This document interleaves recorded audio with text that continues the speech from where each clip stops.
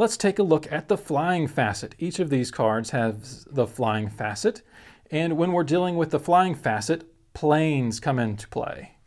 So let's say that my opponent has one card with flying, and then I have a card with flying as well, and say another card with flying here.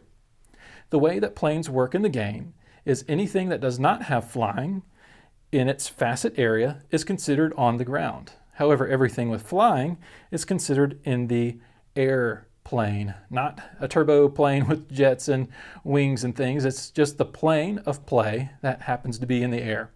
So when this card moves, it can move over my ground cards to attack my opponent.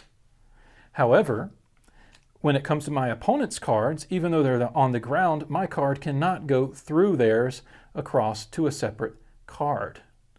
This is because my opponent owns this zone, and I have to own the zone, or it must be neutral for my card to move through it.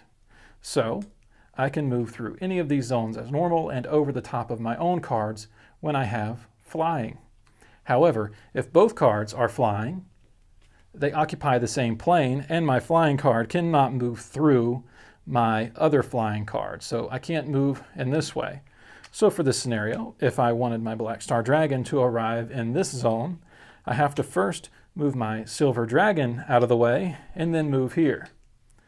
Likewise, ground cards can move through flying cards, or under them technically, move through them here because they exist on a separate plane. However, ground cards cannot move through one another. So here you have an example of how the fly facet works and when the planes of play come into importance.